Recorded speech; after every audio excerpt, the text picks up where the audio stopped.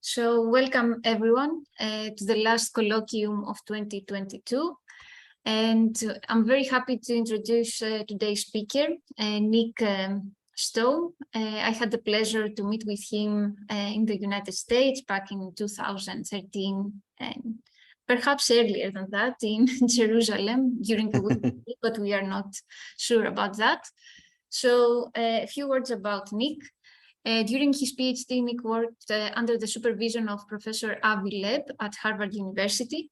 And after his graduation in 2013, he received the prestigious Einstein postdoctoral research fellowship. And as a result, he moved to Columbia University in New York. So he stayed there for a couple of years, but also he spent some time at the University of Maryland as an assistant research scientist before finally moving in 2019 to the Hebrew University of Jerusalem in Israel, where he has been since a senior lecturer. So Nick is an excellent theoretical astrophysicist and has a broad range of research interests. He has worked on accretion physics and stellar disruption events, as you might have realized from our pre-discussion.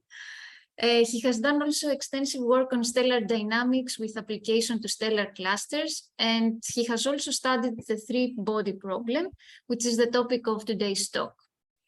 Needless to say that Nick has also received several honors and awards during his academic career. Some of them include the Springer Thesis Prize, of course, the Einstein Postdoctoral Fellowship that I mentioned before, the Kavli Frontiers of Science Fellow, and more recently, he also received the Harvard CFA Bock Prize Lectureship in 2021. Early in his career in 2011, he also received the certificate from Harvard University of Distinction in Teaching. So Nick is also a great lecturer, besides being a very good scientist. And now he's at the Hebrew University in Jerusalem, where he has a pretty big group of students and postdocs. I think he has one postdoctoral fellow at the moment. So I hope that we will be able to host him soon in person. And without any further ado, Nick, the floor is yours now. All right. Thank you for the very kind introduction, Maria, and the invitation to speak at Athens. I'm sorry I can't be there in person because I've always been a huge fan of Greek history and intellectual accomplishments. So it's always been a dream of mine to visit Athens. I actually reread Herodotus for fun this winter. But as you say, hopefully there will be a chance to do that in the future. So yeah, as this title slide indicates, and as Maria mentioned, I'll be talking today about the three-body problem.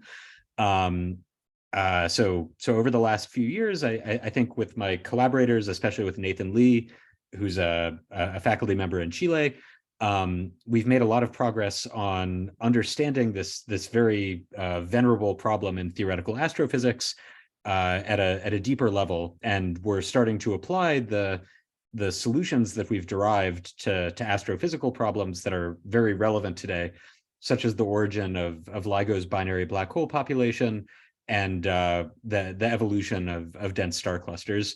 So in this talk, I'll focus initially on sort of the pure physics of the three-body problem, an example of which you can see unfolding in front of you in this orbital integration of three comparable mass stars repeatedly scattering off of each other. And then as time permits at the end, I'll speak a little more about the applications of this to astrophysical problems of interest today. So to begin, just a little bit of history. The three-body problem is in some senses the oldest open problem in astrophysics and modern mathematical physics. It was first posed in a written form by Isaac Newton in his Principia Mathematica. I've copied and pasted the relevant section on this slide right here. After Newton famously solved the two-body problem in closed form, I think it was probably natural for him to wonder about what would happen if you introduced a third body. And Newton quickly realized that the problem becomes a lot harder, and he didn't make too much progress on it. Of course, Newton lived a very long time ago, and since then there has been a huge amount of theoretical progress on understanding the orbits of three objects in Newtonian gravity. Some of this progress has been analytic, and this analytic progress generally requires the existence of a hierarchy. This can be a hierarchy in mass, so maybe one object is much smaller or much bigger than the other two. In this limit, you have the famous restricted three-body problem.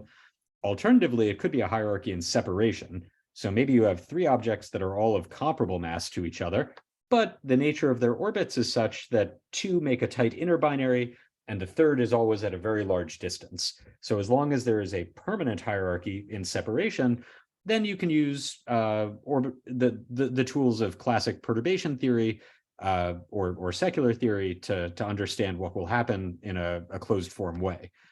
However, in astrophysics, you don't always have these hierarchies in mass and separation, and sometimes you have three comparable mass objects that all come to within a similar distance of each other. And it's interesting to try and understand what happens in these non-hierarchical three-body problems, which will be the theme of this talk. It's a natural question to ask, and it actually was asked over 100 years ago by the King of Sweden, Oscar II, who not only asked the question, but put up a very large cash prize for its answer. The search for a closed form deterministic solution to the general non-hierarchical three-body problem came to an end with this prize, because it was ultimately awarded to Henri Poincaré, not because Poincaré wrote down an elegant closed form solution, but because he showed that in modern language, the non-hierarchical three-body problem is non-integrable, and it's a prototypical example of what today we would call a chaotic system, a chaotic dynamical system. I'm using this term in the mathematical sense, not just the colloquial sense. So the non-hierarchical three-body problem has an exponential sensitivity to tiny perturbations in its initial conditions, and it's this feature of mathematical chaos that renders the standard tools of perturbation theory kind of hopeless or non-applicable. Is there a question? Okay, I think not. But in general, I forgot to mention this. You should feel free to interrupt if you do have questions. Because I'm sharing my screen, I don't think I can see raised hands on Zoom. So just speak up if you do have a question. Okay. So in the absence of analytic progress or closed form solutions to the non-hierarchical version of this problem, most of what we know comes from numerical experiments, which became practical in the second half of the 20th century. What we've learned from these numerical experiments, meaning brute force integration of the equations of motion, is that the generic outcome of non-hierarchical three-body chaos is the formation of a metastable triple, which eventually disintegrates. So if the total energy of this triple is negative, the universal outcome is the formation of a surviving bound binary and the ejection of an unbound single star. And that's what you're going to see in a second in this simulation right here. So aside from an infinitesimal set of initial conditions that formally have measure zero, this is the universal outcome of non-hierarchical triple evolution if you're talking about Newtonian point particles. Of course, if you're talking about extended objects, maybe they can collide with each other, but in the purer version of this problem, non-hierarchical triples are at most metastable. But the nature of their evolution is interesting and bears, I think, a little further explanation. The metastable bound state of these triples is not always chaotic. Instead, it evolves through what you could call a series of punctuated equilibria, with apologies to any evolutionary biologists in this room. In particular, if we go back to the beginning of this movie and play it again, I think what you'll see is that there are long periods of quasi-regular evolution when the system has more or less decoupled into an inner binary and a tertiary on a wide orbit. And during these periods, the evolution is quasi-regular, but eventually the tertiary always comes back, as it's doing right now, for another bite at the apple. it has a close passage to the inner binary and a period of intensely chaotic evolution when there's no hierarchy and separation. These periods are sometimes called scrambles, and these are the brief periods of time that are responsible for the overall chaotic nature of these systems. Of course, with modern computing technology, you can run tens or hundreds of thousands of these orbital integrations over the period of a few days. And so you can start to produce topological maps that map out the kinds of outcomes you see in a statistical manner. So that's what's shown here in a very nice recent paper by my collaborator Nathan Lee's student Viraj Manwadkar. So this is a surface of section showing color-coded outcomes for the non-hierarchical triples produced in binary single scattering experiments. So each pixel, there are, I think, of order 1 million pixels in this plot, and each one corresponds to a single binary single scattering experiment. So you have an equal mass binary in the initial conditions. You have a tertiary of the same mass, which approaches the binary and forms a short-lived metastable triple. The colors correspond to the lifetimes of this triple system. So black is a very short-lived triple that actually never becomes bound at all. It's a flyby where either the tertiary flies through the binary or it just immediately ejects a binary component. Whereas the other non-black colors represent metastable triples that live for a while. So yellow is a very long-lived one, purple is kind of a short-lived one. One interesting, and the axes correspond to variations in the initial condition. So the y-axis is the mutual inclination between the binary and the incoming single star. The x-axis is the orbital phase of the binary at the start of the simulation. One thing that you might notice is that there appears to be a bit of a fractal structure to this phase space diagram. And if you zoom in, that's exactly what you see. So the meaning of these nested bands of black is interesting. I don't think I have time to talk about it right now, but you can ask me about it at the end if you're curious. Over the years, a lot of different scientists have investigated the statistical properties of huge ensembles of binary single scattering experiments, and they've reached a variety of interesting conclusions. One of these conclusions, which will be very important later on in this talk, so I'm going to dwell on it for a minute, is that the overall phase space for binary single scatterings features order unity islands of regularity floating on top of a chaotic sea.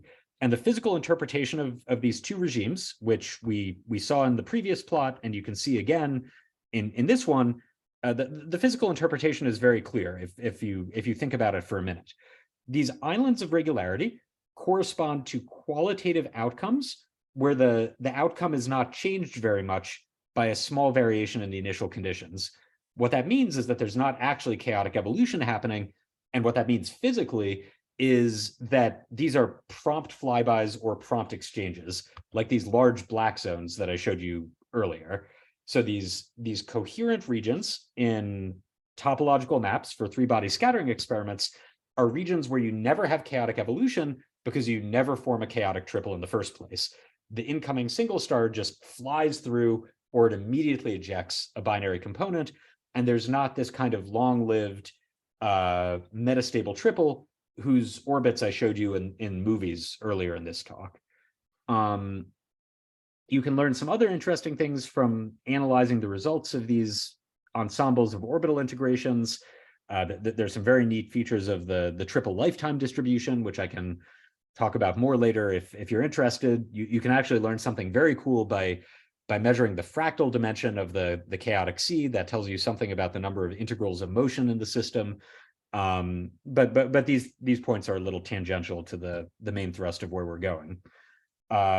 But before I get into what's new in my work with Nathan, I do want to zoom out for a minute and focus briefly on the astrophysical importance of this problem before we dive too deep into the physics of it.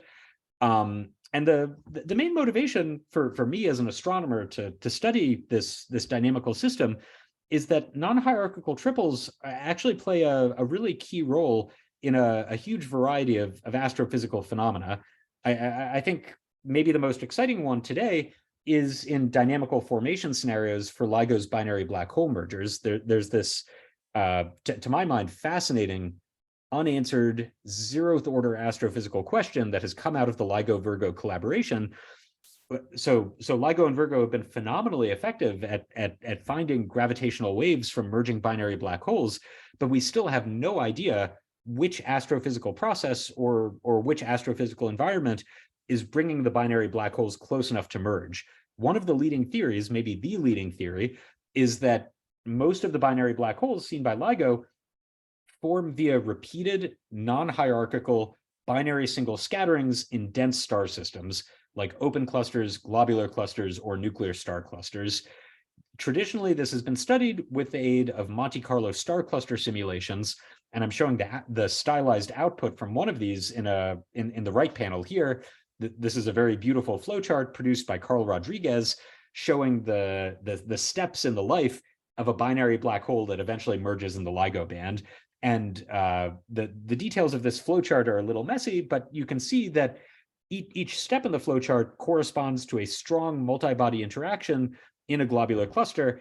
And for the binaries that eventually merge, they pass through dozens of these strong multi-body interactions: binary single scatterings, binary scatterings, binary single exchanges, all of which are examples of non-hierarchical chaos in 3 or 4 body problems. But aside from this motivation, dense star clusters produce a huge variety of other interesting and exotic astrophysical systems via non-hierarchical 3-body chaos: blue stragglers, cataclysmic variables, X-ray binaries, microtidal disruption events. These are all overproduced in dense star systems, and fundamentally they're all produced by the outcomes of 3-body chaos. And on larger scales, non-hierarchical triples represent a promising sort of solution of last resort to the famous final parsec problem in galactic nuclei, the question of exactly how supermassive black holes are able to merge with each other. Okay, so with those astrophysical motivations in mind, I'll mention the obvious, which is that the 3-body problem has been extensively studied by astronomers for decades, centuries even, and it's a mature field in many ways. In fact, you can buy entire textbooks about this problem. My personal favorite is this really great one by Maury Valtonen and Hanno Kartunen. If your preference is more for fictional treatments of the problem, it is very popular in the Chinese science fiction community these days. Here's a look at one of China's best-selling novels from recent years.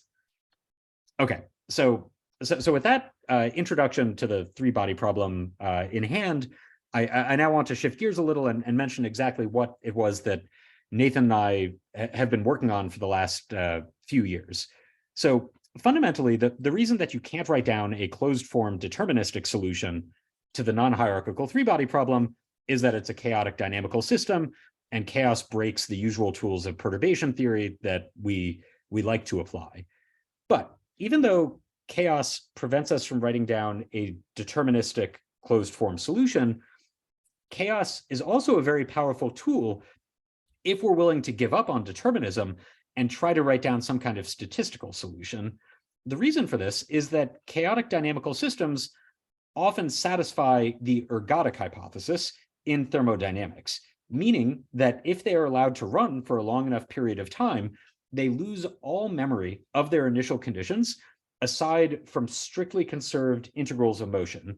In the case of the 3-body problem, the only integrals of motion are the total energy of the system, which I will refer to as E0 in this talk, and the total angular momentum of the system, which I'll refer to as L0 in this talk. So if we apply the ergodic hypothesis and we think about an ensemble of many imaginary 3-body problems, which all have the same masses and all have the same integrals of motion, but otherwise have randomly sampled initial conditions, we can evolve this imaginary ensemble forwards in time and look at the final snapshot in each version, in each instance of this ensemble. So we have this imaginary ensemble of thousands or millions of three-body problems, and we take the last snapshot at the moment they disintegrate, and then we ask ourselves, what is the statistical distribution of outcomes? Now, by outcomes, I mean something very specific. I mean the state variables of the system as it disintegrates and freezes in to its final conditions. So an outcome might be, what is the angle that the escaping single star leaves at? What is the eccentricity of the surviving binary? What is the semi-major axis of the surviving binary? And so on and so forth. If we apply the ergodic hypothesis, we can actually write down a closed form distribution for any of these outcomes by just writing down the microcanonical ensemble for the system. As a reminder, the microcanonical ensemble gives us the distribution of properties of a statistical system, assuming that they are uniformly distributed in the high dimensional configuration space of the system. This is essentially an application of the ergodic hypothesis to a practical problem. So I've spoken a little generally here, but in concrete terms, what we do is we write down the high dimensional phase space of this system, which we'll refer to as the variable sigma. Ultimately, we have a three-body problem in three-dimensional space. So this should be an 18-dimensional phase volume that the problem lives in, because you have three positions and three velocities for each of the three particles. By switching to a relative coordinate system, we can reduce the dimensionality to 12, and that's what's shown in this integral here.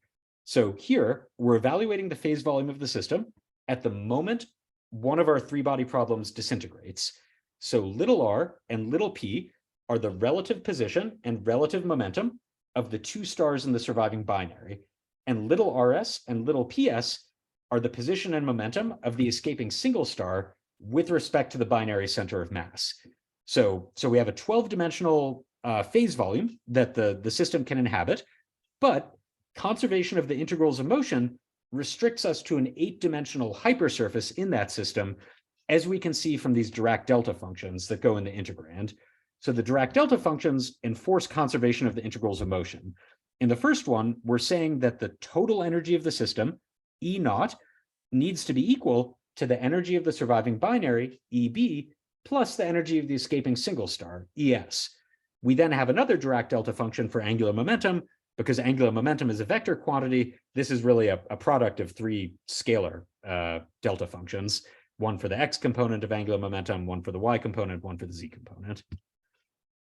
Okay, so I should acknowledge, of course, that this idea was not original to Nathan and myself. It was first proposed by J.J. Monahan, better known as the inventor of smooth particle hydrodynamics, in the 1970s, but the mathematical difficulty of doing this integral, as well as several conceptual problems, prevented him from solving this beautiful idea that he had. These conceptual problems I'll mention very briefly because they're a little interesting. The first of these conceptual problems is that what we're solving here is not the usual microcanonical ensemble that forms the basis of thermodynamics. So usually in your statistical mechanics 101 course, when you think about microcanonical ensembles, you're thinking about the configurations of a state of many strongly interacting particles. So you have some huge number n, much greater than one, number of particles that all interact with each other, and you think about their distribution. Here, instead, we're thinking about an imaginary ensemble of many different few-body systems, as I sketched a few minutes ago. Mathematically, this is the exact same thing, but conceptually, it's a little different.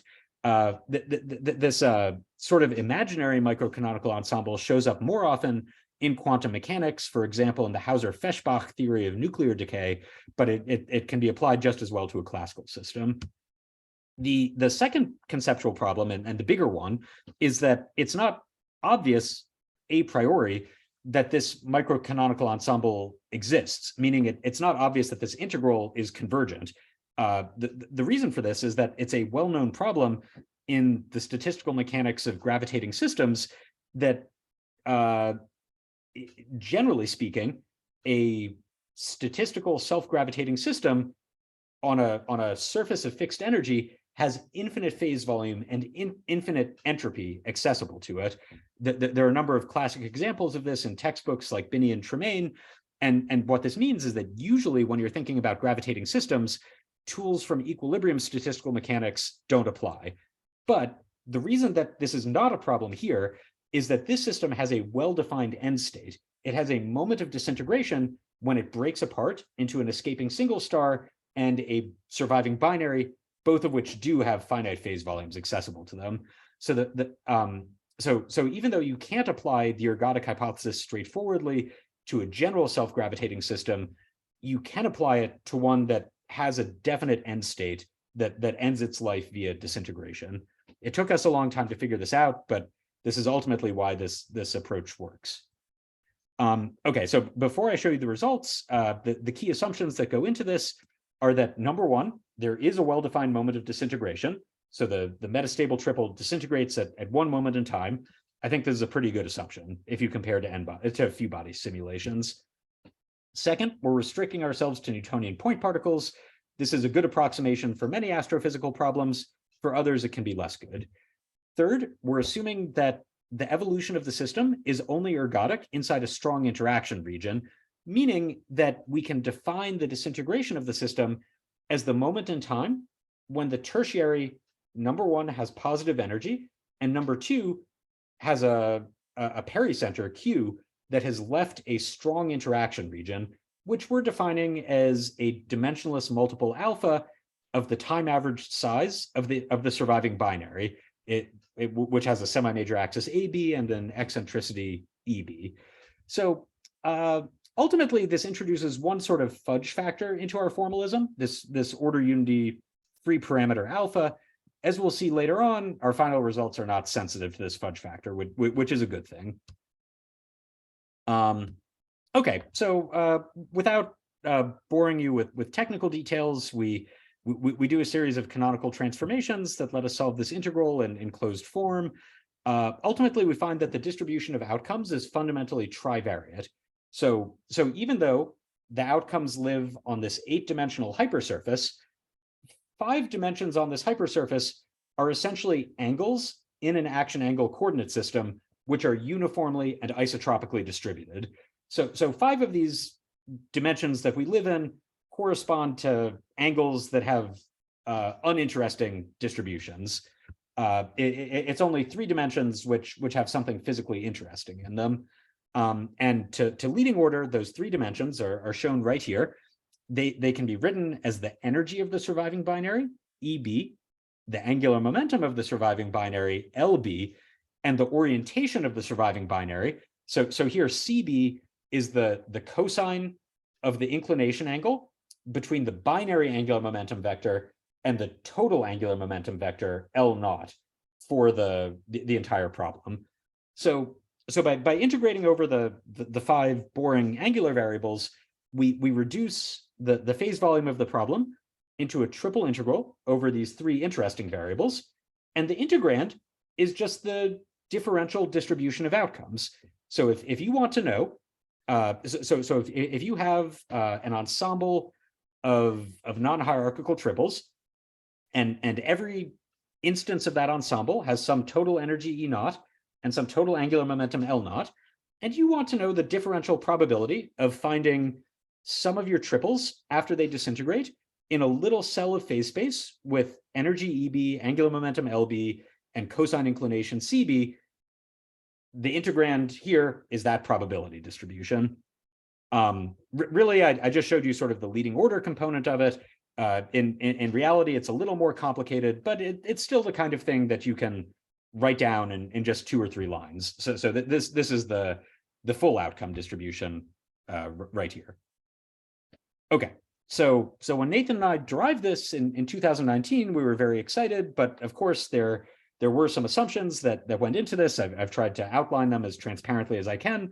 So we wanted to test for ourselves whether our approach was in agreement with numerical scattering experiments. Nathan is a great numericist, so he whipped up a few 100,000 of these scattering experiments, and we compared our analytic predictions to what was going on in direct numerical integration of the equations of motion. I should say that this comparison has one step that's a little non-trivial. So the non-trivial step involves subtracting out these islands of regularity that I discussed earlier, where there's no reason to think that the ergodic hypothesis applies. So an order unity fraction of binary single scatterings end immediately, either in a flyby or in an ejection of one of the original binary components. These outcomes can be understood via the impulse approximation. They don't require careful thinking about chaos or ergodicity, and ultimately our approach doesn't apply to them. So what we do in comparing our predictions to numerical scattering experiments is for each of the scattering experiments, we count the number of scrambles, these intensely chaotic periods of time where there's no hierarchy and separation. We hypothesize that when there's 0 scrambles, our analytic formalism probably does not describe the outcomes very well, but when you do have scrambles, the system probably satisfies the ergodic hypothesis and our analytic approach should work. So, my slides seem to be frozen. Can you hear me? Yes. Yes, I hear you. Okay. I don't know. I can't seem to escape out. And you can. But are my slides updating for you guys? No. Okay. I apologize for this technical problem. Let me try a couple of things. I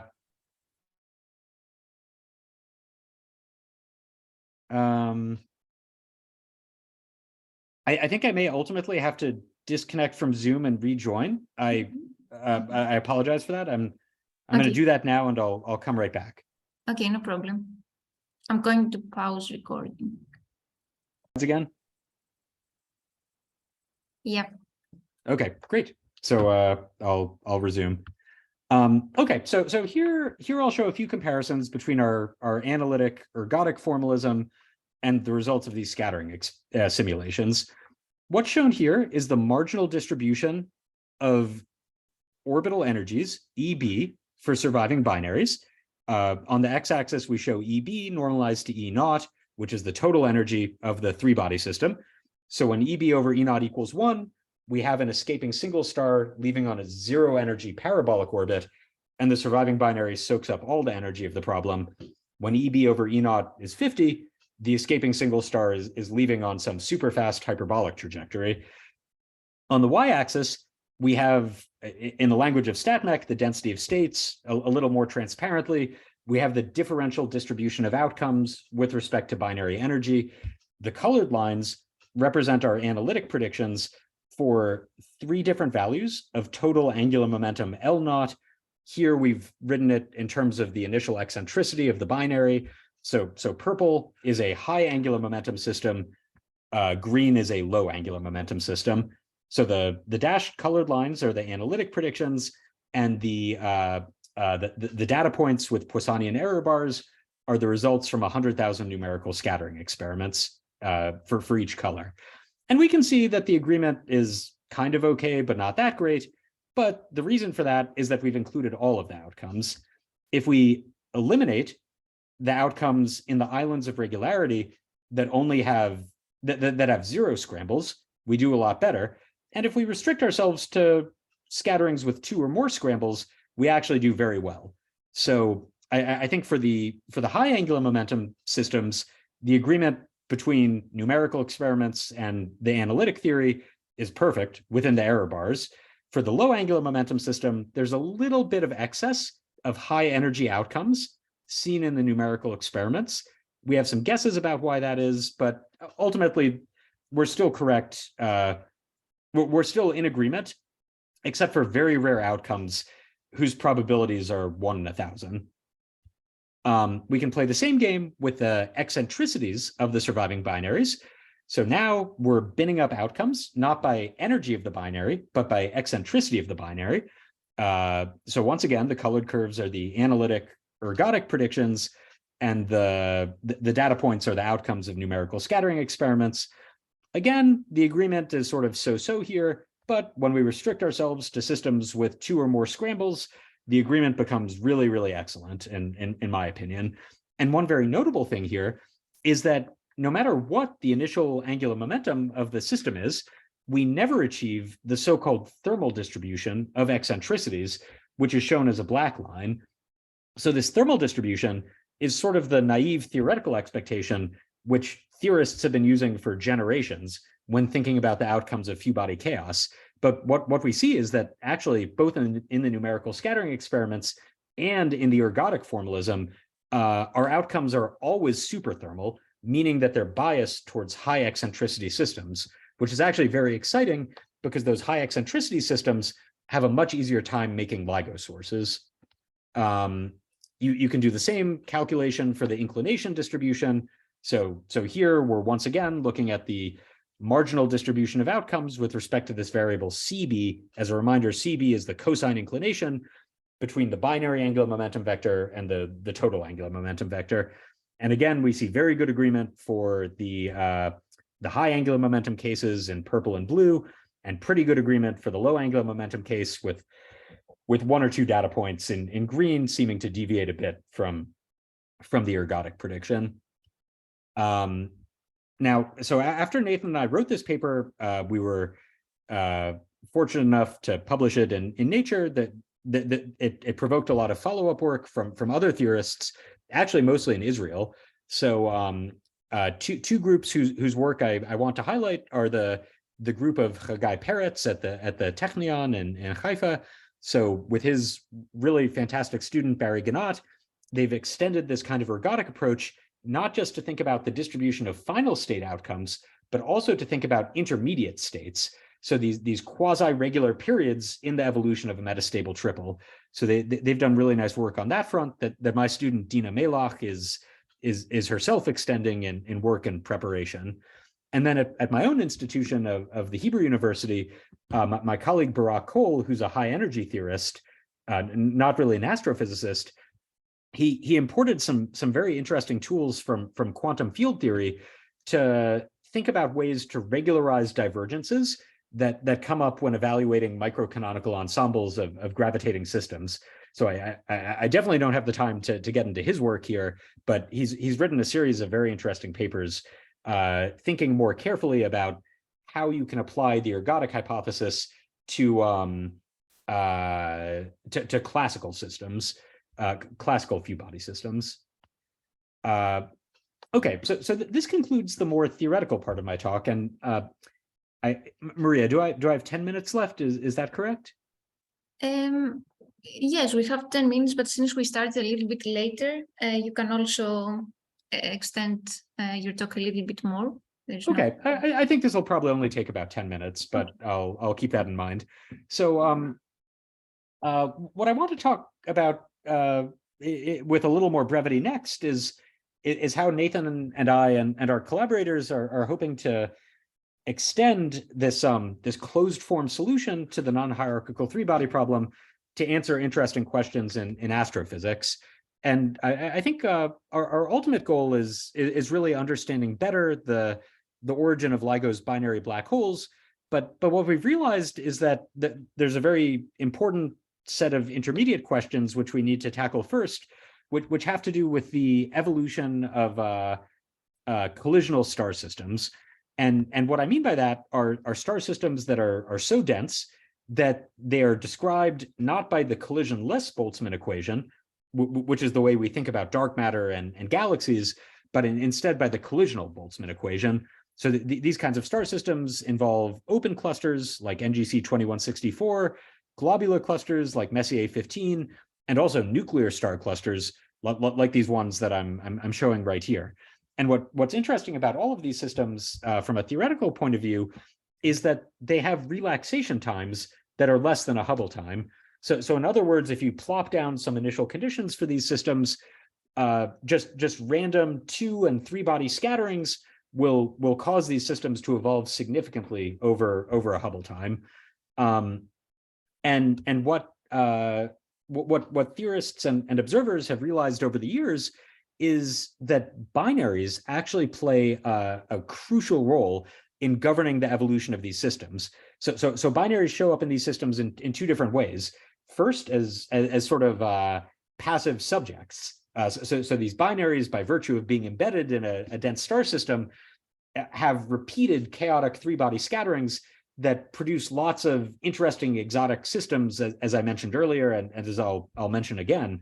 But in an even more fundamental level, these chaotic three-body scatterings allow the binaries to control the overall evolution of their host star cluster.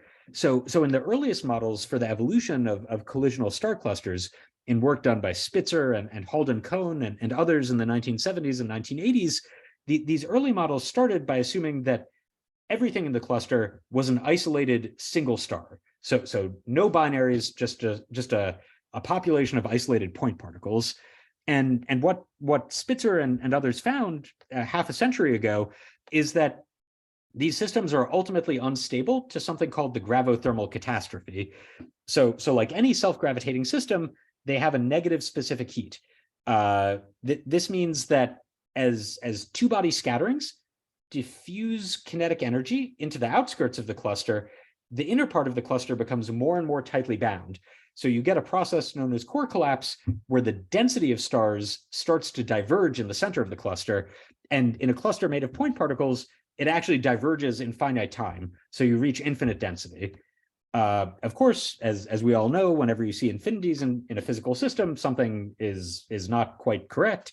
And what was left out of these early calculations is the presence of binaries. And at a very fundamental level, the existence of binaries alters this picture of gravothermal collapse and controls the subsequent evolution of the cluster after the first period of core collapse.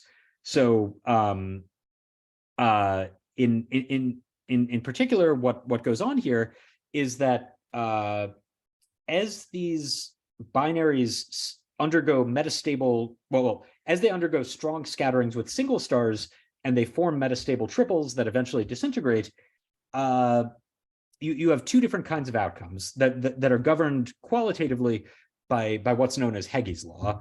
So what Hege showed analytically and numerically back in the 1970s is that if you have a hard binary, one whose specific binding energy is greater than the RMS kinetic energy, so the velocity dispersion of stars in the star cluster, that hard binary, it can become wider or tighter as the result of a chaotic three-body scattering, but statistically, it becomes tighter. So the statistical effect of having many iterated binary single scatterings with a hard binary is for the hard binary to become more and more tightly bound. By energy conservation, that means that the single stars it's ejecting re-enter the star cluster with more and more positive kinetic energy. So these hard binaries actually represent a heat source for the star cluster as a whole. And this process of repeated binary single scatterings is known as binary burning, because it's a way to inject more and more heat into the center of the star cluster. And eventually, as the densities increase and the binary single scattering rate increases, binary burning injects so much heat, meaning kinetic energy, into the center of the star cluster that the core collapse reverses and central densities begin dropping. So this is the way that binaries and star clusters alter their overall evolution. But as I've already tried to emphasize, these binary single scatterings also produce many interesting exotic systems of a variety we've outlined already. Okay, so how do people think about this? How have these systems been modeled in the past? Generally speaking, there are three main techniques for numerically evolving collisional star clusters. The first is by writing down a sort of Fokker-Planck equation describing the distribution function of stars in the cluster as a two-dimensional distribution in orbital energy and orbital angular momentum.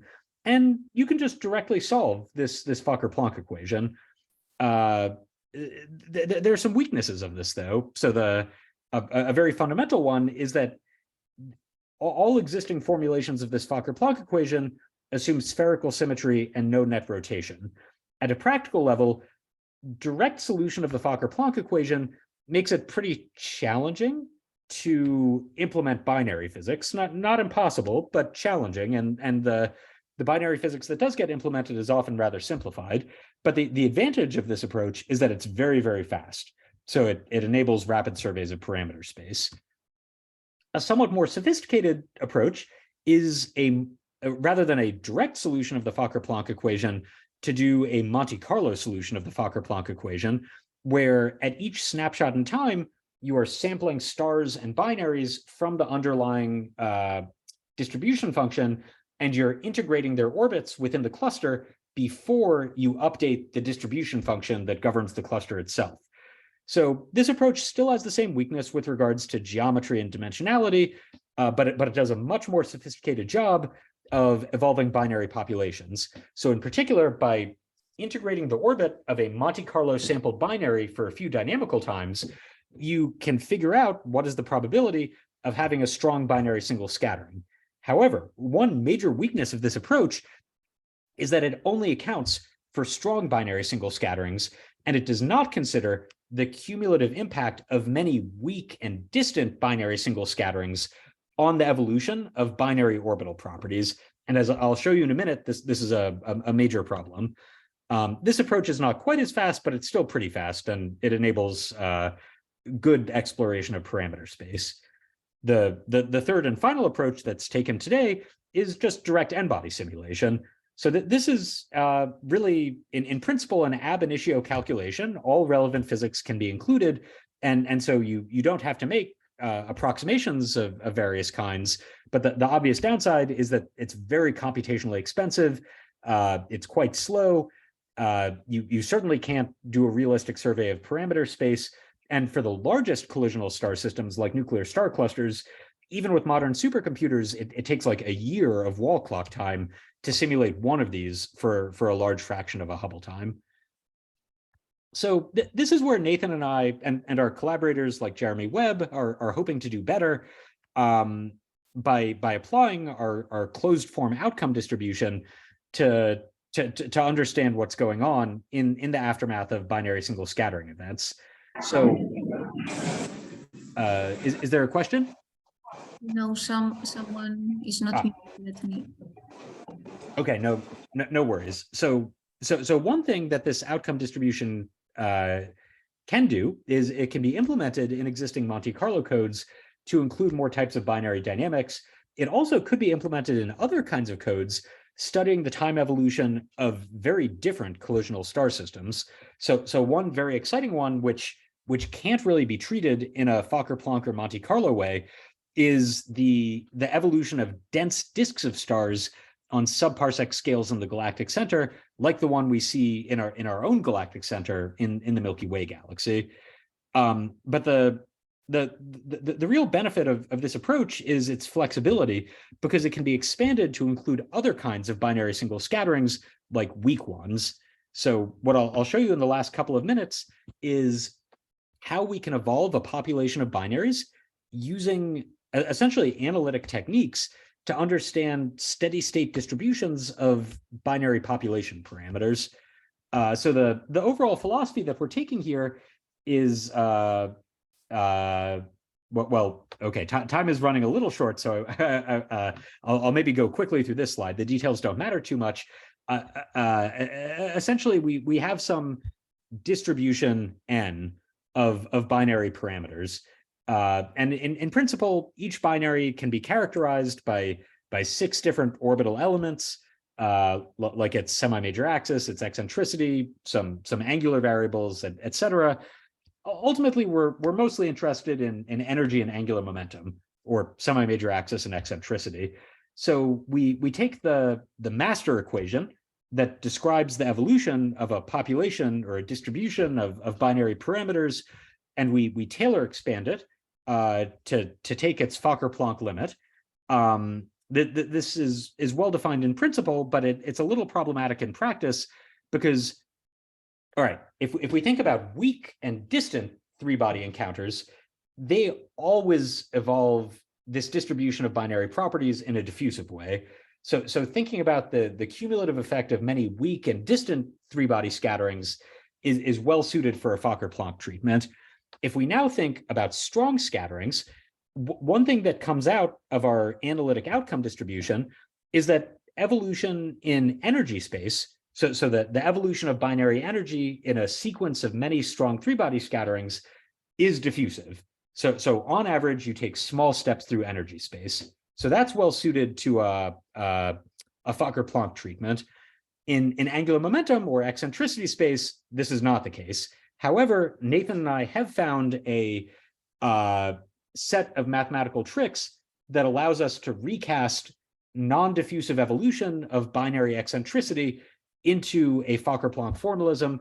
If you're curious, talk to me afterwards. I'm actually pretty excited about these tricks, but for now, they're a diversion from the main point. So what I'm going to show you is actually a focus on the outcome of eccentricity evolution, because that's where we found the most interesting novel results. So what we do is we use secular theory, in particular, a version of secular theory developed in great detail by Adrian Hammers and Johan Samsing to model the impact of many weak and distant flybys where the evolution never becomes chaotic. And we use our own ergodic approach to model the evolution of a binary population through eccentricity space due to strong scatterings. And then we put these two things together. So we treat both strong scatterings and weak scatterings. Now, for the cumulative effect of all of these scatterings, strong and weak, we can think about the evolution of a distribution of binary eccentricities in two different ways. One is a snapshot level approach, where we imagine an ensemble of many different binaries that all are initialized after their last strong scattering. So the initial conditions in eccentricity space or in the space of other parameters is just taken from our closed form outcome distribution. And then we evolve this binary distribution forward in time under the impact of many weak scatterings. So that's the snapshot level approach. It's less astrophysically realistic, but it's very physically useful for understanding what's going on. Then the more realistic approach is what I would call a population level approach, where we diffusively evolve a population of binaries under the influence of many weak scatterings. But at every moment in time, there's some finite probability for a strong scattering, which we model via a sinc term that takes the binary out of the population and a source term, which puts it back in a probabilistic way that reflects the closed form distribution of strong scattering outcomes. So what you're seeing, these are my last two slides. I'll just show results both at the snapshot level approach and then in the next slide in the population level approach. So what I'm showing you in both of these slides is the distribution of binaries, that's the y-axis, with respect to binary angular momentum, that's the x-axis. So here I'm using a dimensionless angular momentum variable, curly r. It's equal to 1 minus the binary eccentricity. So on the right-hand side of the plot, we have circular orbits. On the left-hand side of the plot, we have very radial orbits. And we've included a boundary condition saying that once the angular momentum becomes 0.01, the pericenter is so small that we have a physical collision between the stars or black holes that we care about. Of course, we can adjust this condition if we want. So the black curve represents the initial conditions for this snapshot level approach. So the black curve is this superthermal outcome distribution for strong scatterings. And then the colored curves represent the evolution forwards in time for this single population under the influence of many different strong scatterings. So the different colored curves are labeled by this dimensionless variable t times gamma. T is the time, and gamma is the strong scattering rate, which has units of 1 over time. So when t gamma equals 1, which is the dark green curve, we expect to reach our next strong scattering.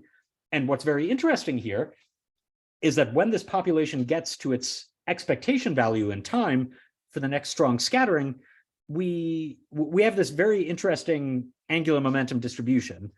It's both subthermal and superthermal in a way that I think will be clear if we look at this population level approach. So here I'm showing the same thing, a distribution of binary angular momenta or eccentricity, but now we're taking this population level approach where we are diffusively evolving a population through angular momentum space via the cumulative effect of many weak strong scatterings plus the cumulative effect of many weak scatterings plus the statistical effect of occasional strong scatterings. Here, the different colors correspond to different collisional boundary conditions. So the different colors are labeled by the critical value of dimensionless angular momentum that produces a direct physical collision. The horizontal black line is the naive thermal distribution. The dashed black line is the outcome of our ergodic formalism for a single strong scattering.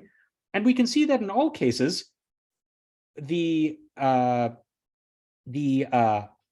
angular momentum part of phase space on the right-hand side of the plot, corresponding to circular orbits, more or less follows this superthermal distribution, which we predicted earlier, meaning that we have a depletion of circular orbits relative to a thermal distribution.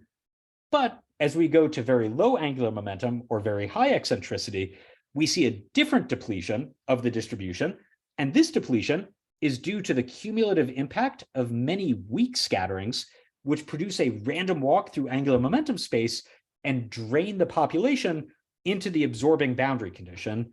So what this is saying is that once your angular momentum becomes low enough, your binaries start dying because the effect of many weak scatterings causes them to random walk into a physical collision with each other. So ultimately, we derive these steady state distributions for populations of binaries in a collisional star system, which are both superthermal at the low eccentricity end and subthermal at the high eccentricity end. And this is, I think, a very novel result that has never been seen before. So I'll wrap up here just by putting some conclusions on the board. At the end of the day, I think the ergodic hypothesis lets us write down a closed form statistical solution to the chaotic three-body problem. It has a variety of interesting properties, which I've discussed already. And at this point, I'm very excited to try and figure out what kinds of astrophysical problems this can be applied to.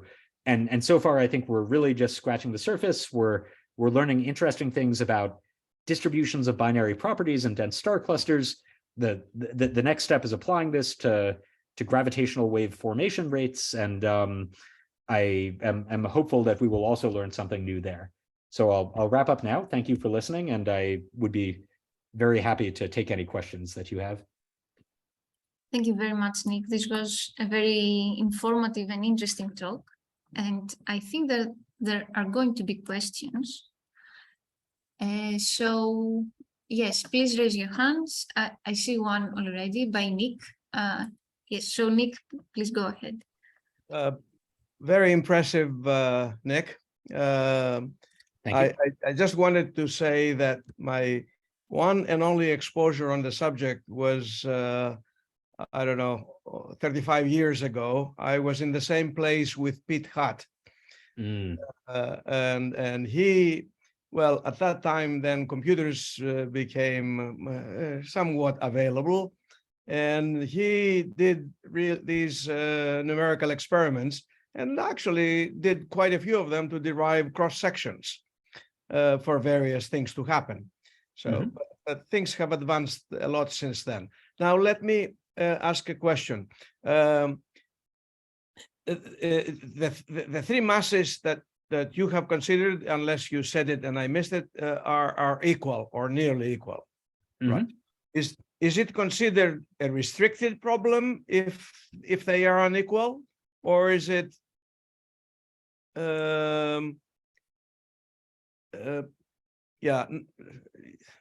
Yeah, so that's a great question. I can understand that the too massive one and a smaller one is a restricted problem. Yeah. Yeah, that's a very good question, and I should probably clarify exactly what we did.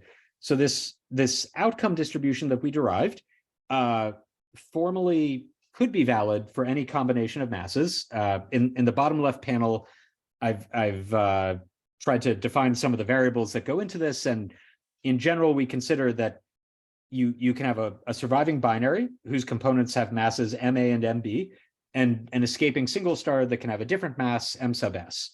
All of the results I've shown are for the equal mass case in both parts of the talk, because that's the simplest one. My expectation is that this ergodic solution is going to break down in the extreme mass ratio limit. And Nathan and I and others have been testing and quantifying exactly at which mass ratio it does start to break down. Eventually, I mean, if you imagine a very extreme mass ratio, you do get exactly as you say into the restricted three-body problem, and there the fundamental issue is that the little object can only hold so much energy and angular momentum in its own orbit, and as a result, it's not possible for the two massive objects to uniformly explore the phase space of the problem. So I think there might be ways to think about chaotic dynamics in the extreme mass ratio limit with this general philosophy, but our specific solution will definitely break down, and we're still in the process of figuring out exactly at which mass ratio it does break down. Okay.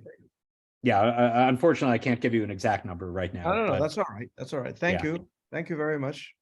Yeah, good question. Yes. So, are there any other questions?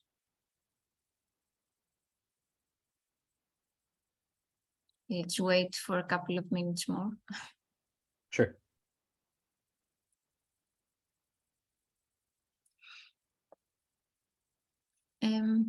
Maybe until I see a hand raised, I would like to ask Nick about the last part, about the last plot actually that you showed, about this new distribution function for the binary systems in a stellar cluster that actually have, yeah, if I remember correctly, they peak at the angular moment, dimensionless angular momentum value, which is close, I don't know, it depends on the choice of R that you have, but it is close to 0.05 or 0.2, let's say.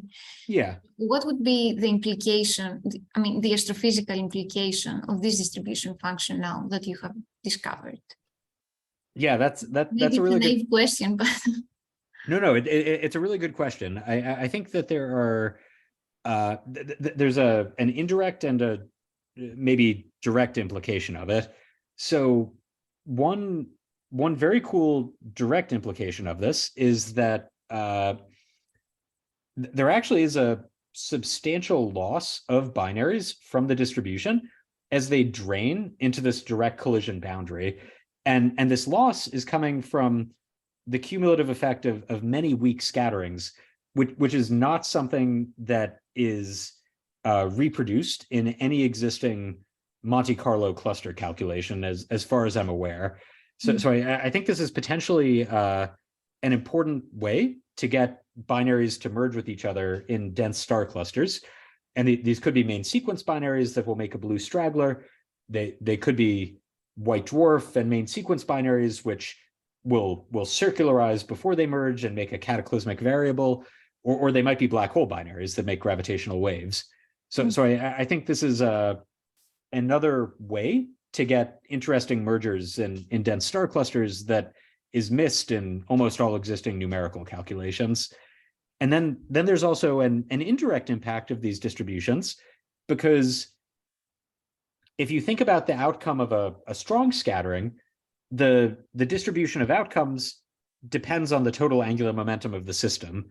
So I'll maybe skip back to this slide. So you can see that if you look at a variable like eccentricity, the marginal distribution of final eccentricities depends on the total angular momentum, E naught or L naught of the system. So as a reminder, the purple data and line is for a high angular momentum system. The green data and line is for a low angular momentum system. And in general, you have a stronger and stronger bias towards high eccentricity survivor binaries as the total angular momentum of the encounter drops. So in general, having a high eccentricity survivor binary favors the production of gravitational waves from binary black holes. It favors the production of other exotic systems from other kinds of binaries. So I think if we had found that the steady state distribution in a dense star cluster really did have a strong superthermal bias, like the dashed black line, that would favor the production of exotic mergers. But instead, we're seeing that you kind of have intermediate values of angular momentum on average. So maybe it's not so exciting. So I would say the ultimate impact of this figure is mixed. We're not finding a bias towards low angular momentum encounters. So that's a little sad, I guess, or less interesting. It means that strong scatterings will be less effective at immediately producing mergers. But at the same time, we see this pretty significant drain of binaries out of the population due to many weak scatterings. So that I think is exciting for producing mergers. So I guess the net impact is mixed, and now we have to do the actual work of quantifying merger rates from calculations like this. Yes, from using as input this information. Yeah. I have one more question, but so okay, one more until I see. Sure. Okay, one more hand raised, so I will give the chance to Apostolos to ask something, and then I can get back if there is time. So. Sure. Yeah, hi, Nico. Thank you very much for your talk. I learned a lot, but I have one question, probably I missed it. You talked about diffusion and in angular momentum, and do you take any law for this, or it is simply a random walk thing? Great question. I went probably too quickly over this. So when we think about this population of binaries in a star cluster, we imagine them diffusing through the space of binary energy and binary angular momentum. And here I'm talking about their internal energy and angular momentum, not the properties of their orbit around the cluster center of mass. And we're able to write down a Fokker-Planck equation. So there are diffusion terms and there are drift terms, or in other words, there are first order diffusion coefficients and second order diffusion coefficients. And we're able to compute these in a fairly first principles way, both for weak scatterings and for strong scatterings. So each of these diffusion coefficients really has two parts. One part is for the impact of many weak scatterings, and we calculate that using secular theory, the theory of time average gentle encounters. And then it has a second contribution from strong scatterings. And for energy diffusion, we're able to compute the strong scattering diffusion coefficients in a first principles way. For angular momentum evolution, the problem is that strong scatterings lead to non-diffusive evolution of angular momentum. So we play a few tricks with sink and source terms to handle that. But yeah, ultimately I would say I guess it would be a biased random walk because you have these drift terms. But we think we're calculating things in a self-consistent way. Okay, thank you. Actually, next month I will be coming to Hebrew University. Ah, cool. So I hope we meet in person. Oh, that would be great. End of next month, end of January. Are you coming to give a talk? Yes, I'll stay for 2 weeks. Oh, sounds great. I'll look forward to meeting you then. Yeah, okay. Thank you. Yeah, thanks for the question. Yeah, so if there are not other questions, I will ask a quick one. Again, at the end, you showed solutions for different R collision, which was this characteristic distance that you used as a boundary, I suppose, for the. That's right. Oh, like for the sphere where the strong scatterings occur, or not? Is this correct or not? It's a little different than that. So thanks for asking. I'm sorry if I was unclear in explaining this. So in these final plots, I'm thinking about a simplified population of binaries where everything has the same semi-major axis, but they have a distribution of eccentricities. And I'm doing that just to make the results as clear as possible to interpret. So our collision is essentially assigning a physical radius to each of the binary components. So if we imagine that the binaries are main sequence stars, our collision defines the critical pericenter where the stars would physically collide with each other. Okay. If we imagine that they're black holes, this defines the critical pericenter where gravitational wave dissipation takes over and merges the eccentric binary very, very quickly. So our collision is a critical angular momentum, or in other words, a critical pericenter that encodes some radius where these things are not Newtonian point particles anymore. Okay. Thanks for clarifying that. Yeah, I apologize if that was unclear. So anyone else from the audience? I think that you gave us a lot of information that we need to digest, which is good. Great. Yes. So unless there are no other questions, I think that it's a nice point to stop. So I will stop recording first of all.